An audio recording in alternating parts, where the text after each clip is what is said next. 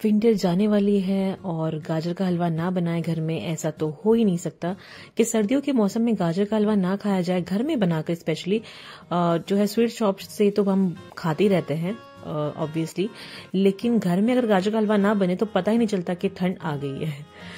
अस्सलाम वालेकुम, क्या हाल है आप सबका? आई होप आप सब ठीक है, खुश और मजे में होंगे। बहुत बहुत वेलकम टू शनाज किचन और मेरे चैनल में आप सबका स्वागत है। तो यहाँ पर गाजर छील दी है और बेड़ा उठा लिया हमने आज गाजर का हलवा बनाने का। बहुत बहुत मजे का हलवा बनता है सच में, आपको तो पता ही होगा, सब लोग बनाते हैं अपने अपने घर में सर्दियों में। तो मुझे भी बहुत पसंद है गाजर का हलवा, सबको पसंद होता है। ये एक बहुत ही फेवरेट सबके लिए कह सकते हैं कि सबको बहुत पसंद आता है। शायद ही ऐसा कोई होगा जिसे गाजर का हलवा ना पसंद हो। तो बस बारी बारी पहले मैंने कसी, फिर मेरे हस्बैंड ने कसी और जो है गाजरें जो है इस तरह से कस के अराउंड 6 से 7 किलो, 6 किलो कह सकते हैं, 6 किलो गाजर थी। तो ये हमने कस ली है। अभी एक और एक प्रोसेस चल रहा है दूसरे वाले वेसल में। तो ये देखिए हाथों की क्या हालत हो गई हुई है। तो हम इसे बनाएंगे जो है ऊपर चूल्हे पर, छत पर, क्योंकि गैस पर तो बहुत टाइम लग जाएगा, इतना ज्यादा बनाने के लिए बहुत वक्त लग जाएगा। तो हमने सोचा ऊपर बनाते हैं, उसका टेस्ट भी थोड़ा सा अलग आता है, अच्छा लगता है जब लकड़ियों पे बनाते हैं। तो बस वैसे ही बनाएंगे। तो बनी रहेगा इस व्लॉग में, बहुत मजा आने वाला है, बहुत एंजॉय करेंगे। और इसमें मैं आपको देने वाली हूँ एक गुड न्यूज, और मतलब मेरी तरफ से बहुत अच्छी न्यूज है, शायद आप लोगों को अच्छी लगी। तो बनी रहिएगा। अगर अच्छा लगे तो प्लीज लाइक कर दे, शेयर कर दे और चैनल को सब्सक्राइब जरूर कर दिया करें please. I need your supports, मुझे बहुत जरूरत है। तो प्लीज लाइक जरूर कर दिया करें और शेयर भी कर दें और सब्सक्राइब भी कर दें। तो ये देखिए मैंने सारा कुछ जो है एक पतीले में निकाल लिया है बड़े से, और अब हम इसे ऊपर ले जाएंगे। पहले तो हमने इसे तंदूर पे ही रखा, लेकिन उसमें क्या हो रहा था ना कि अभी आप देखेंगे साइडों से जो है आग जो है साइडों पे जा रही थी और बीच में फ्रंट में नहीं आ रही थी, क्योंकि पतीला इतना बड़ा था कि जो है आग जो है वो बीच में नहीं लग पा रही थी, बिल्कुल जो है ना तली में इसके नहीं लग रही थी, साइडों पे लग रही थी। तो साइडों से बॉईल आ रहा था पर बीच में नहीं आ रहा था, क्योंकि तंदूर जो है उस पर पतीला बिल्कुल नीचे चला गया था। तो वहां उसके बीच में लकड़ियां डालना या कुछ भी कोल वगैरह मुश्किल हो रहा था जरा सा। तो हमने इसे कर दिया बंद और यहाँ पर हमने जो है चूल्हे पर इसको ट्रांसफर कर दिया, ईंटें लगा ली और बीच में जो है हमने यहाँ पे लकड़ियां जला ली। तो यहाँ पर आराम से जो है ये बन रहा था, पर बहुत ज्यादा धुआं था। मैं शूट करने की बीच बीच में ट्राई कर रही हूँ, अभी मैं आपको दिखाती हूँ, पर बहुत ज्यादा धुआं हो रहा था, क्योंकि पतीले की हालत ऐसी हो गई थी इस टाइम पर, बहुत बहुत ज्यादा काला हो गया था, समझ नहीं आ रहा था कैसे साफ होगा। ये देखिए यहाँ पर, और यहाँ पर आपको मैं टाइम बता दूं, रात के बज रहे हैं तकरीबन 12:30 बज रहे हैं, क्योंकि दिन भर से मतलब इसी चीज में हम शाम में लगे थे। तो कसते कसते ये टाइम आ गया, फिर बच्चे, फिर डिनर करना था, फिर डिनर खाया पिया, फिर हमने सोचा फ्री होके अब चलते हैं हलवा बनाने के लिए।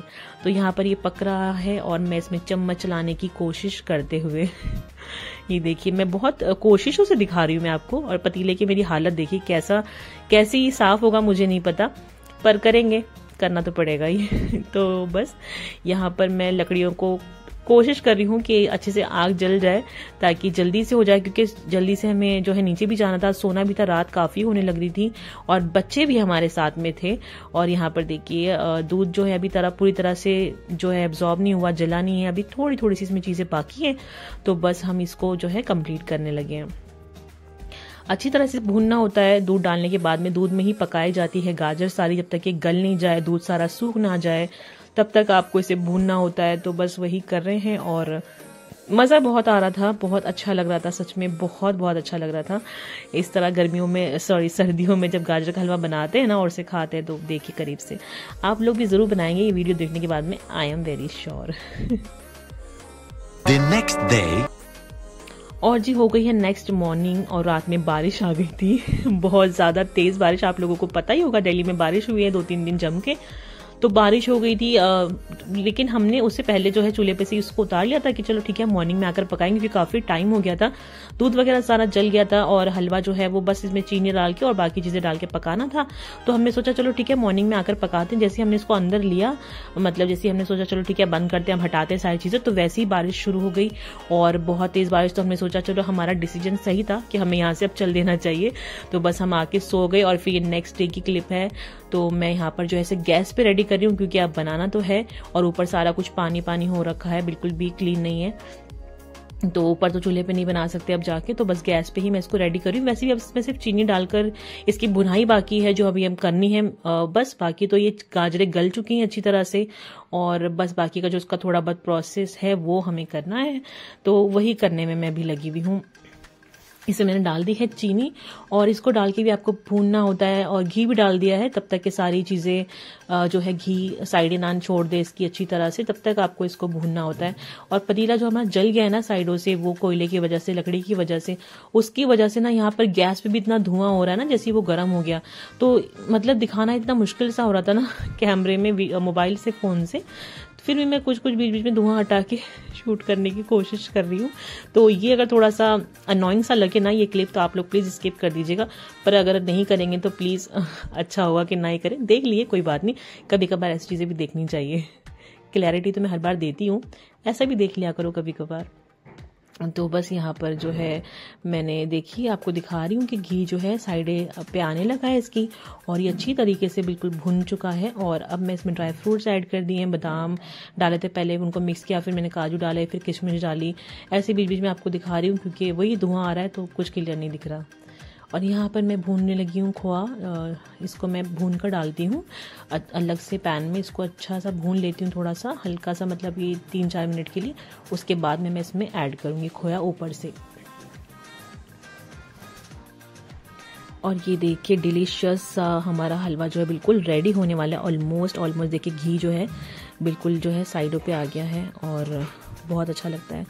तो बस आप लोग भी ज़रूर बनाइएगा इस हलवे को। और अब वैसे भी इस विंटर जाने वाली है तो बना के ज़रूर रखिएगा, क्योंकि अब तो है ना दुकानों पे भी अवेलेबल नहीं होगा शायद, अभी 8-10 दिन के बाद तो बिल्कुल भी नहीं मिलेगा। तो घर में बना के स्टोर करिएगा और मज़े से खाइएगा ज़रूर। आई एम श्योर आप लोग भी बनाएंगे, क्योंकि दिखने में इतना डिलीशियस लग रहा है, खाने में भी बहुत बहुत टेस्टी होता है।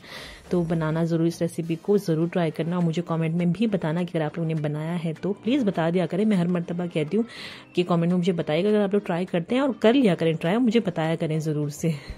तो बस उससे क्या होता है ना, थोड़ा सा आपको हिम्मत मिल जाती, पता चल जाता है कि अच्छा आपको लोग पसंद करें या कोई। और बस हमारा हलवा जो है ऑलमोस्ट रेडी हो गया था। मैंने खोआ की क्वांटिटी बहुत कम रखी है, मार्केट जैसा भर के नहीं डाला जहाँ पे गाजर होती नहीं, बस खोआ दे देते हैं डालकर, लेकिन ये वाला बहुत टेस्टी बनता है। A few hours later. और खा पी लिया है हलवा, बच्चों को भी खिला दिया। मैं आ गई हूँ अब छत पर, क्योंकि बारिश रुक गई थी अच्छे से, तो मैंने सोचा छत साफ कर लेते हैं। और कपड़े भी धोने थे, थोड़ी सी धूप सी निकल आई थी, तो मैंने सोचा कपड़े भी धो लेती हूँ। तो बस जब फटाफट से मैंने कपड़े लगा दिए धोने के लिए, कुछ सुखाने रख दिया। ये देखिए छत की हालत। ऊपर बनाने में तो मज़ा आता है, तंदूर पे कुछ भी बना लो, चूल्हे पे बना लो, लेकिन उसके बाद में सफाई जो होती है ना वो बड़ी मसला कर देती है, बहुत ज़्यादा काम बढ़ जाता है सच में। तो बस मैं से जल्दी से क्लीनिंग कर लेती हूँ, फिर आपसे आगे बातें करती हूँ। ब्यूटीफुल सा पिजन आ गया है, कितना प्यारा लग रहा है। चलिए इसे दाना डाल देते हैं। अरे यार ये तोड़ गया, खैर कोई नहीं। तो बस अब मैं यहाँ पर सारा कुछ क्लीन करूँगी, और फिर देखती हैं। कुछ कपड़े धो लिए हैं, कुछ कपड़े बाकी हैं। तो ये देखिए, ये भी मैंने ऊपर ही रख दिया था कि इसे वॉश कर लूँगी, और अब इसको भी वॉश करने की बारी है। यहाँ पर मैंने कुछ कपड़े फैला दिए हैं, कुछ बाकी है, प्लांट्स वगैरह में पानी डालना है। तो बस देखते हैं अभी आज क्या क्या होता है। और हाँ, मैं आप लोगों से एक इम्पॉर्टेंट गुड न्यूज़ तो शेयर करना भूल ही गई, तो बता देती हूँ मैं भी आपको। जब तक हमारे कपड़े धुल रहे हैं, साथ साथ मैं आपसे शेयर भी कर लूँगी, और प्लांट्स को पानी वगैरह डाल देते हैं पहले। तो मैं क्या कहने वाली थी, हाँ, मेरे आ रहे हैं अम्मी अब्बू मुंबई से, मेरे मायके वाले, और मैं बहुत बहुत ज़्यादा खुश हूँ। ऑब्वियस सी बात है, जब किसी के अम्मी अब्बू आते हैं, मायके से कोई भी आता है, तो अलग ही खुशी होती है। मैंने लगा दिए हैं कपड़े धोने के लिए, और मेरे पास है सेमी ऑटोमेटिक मशीन। आपके पास में कौन सी है मुझे कमेंट में बताइएगा।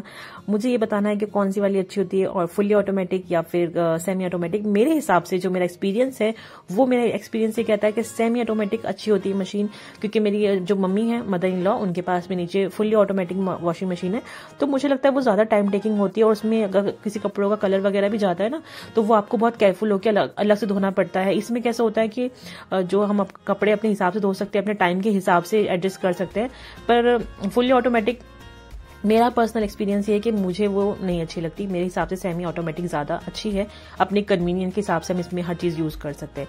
तो आप लोग बताइएगा मुझे कमेंट में कि कौन सी वाली अच्छी होती है, फुल्ली ऑटोमेटिक या फिर सेमी ऑटोमेटिक। तो ये मैंने आपको काम दे दिया है, तो इसे ज़रूर बताइएगा मुझे। और किसी ने भी चुप नहीं रहना है, प्लीज़ कॉमेंट में ज़रूर लिखना है, बताना है कि कौन सी मशीन अच्छी होती है। तो मैं अगर ज़्यादा मुझे वो लगा कि ठीक है फुल्ली ऑटोमेटिक ज़्यादा अच्छी होती है तो मैं फिर वही ले लेंगे, कोई बात नहीं। तो कोई नहीं, वैसे भी इस मशीन को तकरीबन 8 साल होने वाले हैं, तो हो सकता है हम चेंज कर लें। हाँ जी, तो चलिए सफाई करते करते मैं आपसे बात करती हूँ।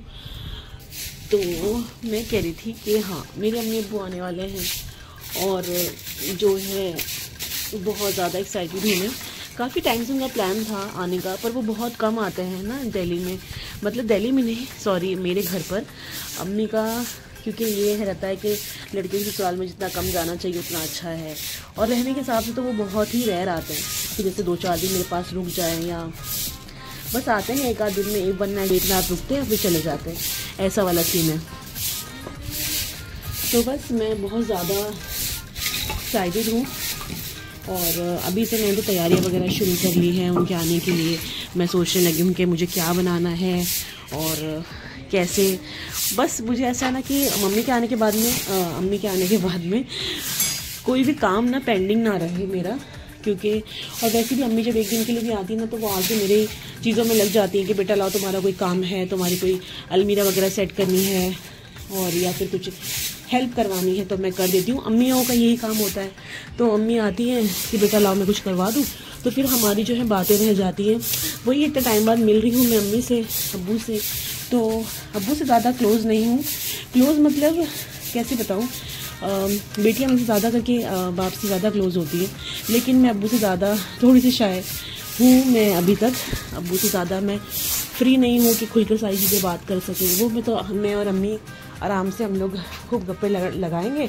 तो मेरा ये है कि उससे पहले एटलीस्ट मेरे सारे काम हो जाए ना, तो उनके आने के बाद में मुझे ये नहीं रहेगा कि अरे यार ये काम रह गया और हमारी मतलब मम्मी के पास बैठ नहीं पाई सही से, तो वो वाला सीन नहीं रहेगा।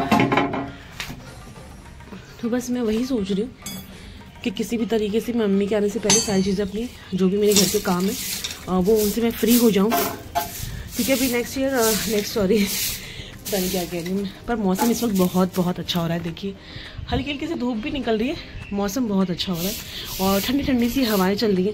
बहुत प्यारा मौसम हो रहा है इस टाइम पे दिल्ली में। और ठंड तो चली गई है बस, लेकिन हल्की फुल्की सी बची है तो वो भी जल्दी चली जाएगी। तो अब जो है गर्मियाँ आने वाली हैं और अगले महीने जो है रमज़ान भी आ रहे हैं अल्हम्दुलिल्लाह, तो फिर उसकी भी तैयारियां करनी है। मैं ज़रा रमज़ान में जो है मेरी प्रेप जो होती है वो बहुत ज़्यादा होती है, वो मैं आपसे ज़रूर इंशाल्लाह सब कुछ शेयर करूँगी। और अब तो आपसे जुड़ ही गई हूँ तो आपसे सब कुछ शेयर हो ही जाएगा, आपको तो सब कुछ पता ही होगा। तो बस रमज़ान की तैयारियां भी साथ साथ चल रही है, क्लीनिंग वगैरह। हमने सोचा था कि घर में पेंट करा लेते हैं रमज़ान से पहले, पर लेकिन अभी बच्चे छोटे हैं ना, शनाया तो स्पेशली बहुत छोटी है, तो उसके साथ में थोड़ा सा मुश्किल हो जाता है कि आपको पेंट वगैरह कराने के सारा कुछ सामान हटाना, ये वो, फिर बहुत सारी चीज़ें हो जाती है। और इतना टाइम बचा भी नहीं रमज़ान में, 1 महीना भी नहीं है, 1 महीना ही बचा है ऑलमोस्ट। तो जल्दी से जो है हम सोच रहे हैं, देखते हैं क्या करते हैं, पेंट वगैरह होता है या क्या, देखते हैं। तो बस वही सारी चीज़ें चल रही हैं। तो बनी रहिएगा इस व्लॉग में, बताती हूँ मैं आपको फिर जैसे जैसे चीज़ें होंगी। और इंशाल्लाह मैं आपको अपनी अम्मी से भी मिलवाऊंगी, अब्बू से भी मिलवाऊंगी। तो बस बहुत ज़्यादा एक्साइटमेंट है उनके आने की। और ये देखिए कितना सारा कचरा है और मेरे हाथों की हालत देखिए अभी से। तो बस जल्दी से क्लीनिंग कर लेते हैं। और सबसे अच्छी बात है ये बच्चे भी सो रहे हैं दोनों ही, तो मैं आराम से जल्दी से कपड़े वगैरह धो के ना फिर नीचे चली जाऊंगी, नहीं तो फिर वो लोग ब्रेकफास्ट के लिए उठ जाएंगे, तो फिर मुझे कोई काम करना मेरा मुश्किल हो जाएगा और मुझे यहाँ पर सब कुछ पॉज करके फिर जाना पड़ेगा नीचे।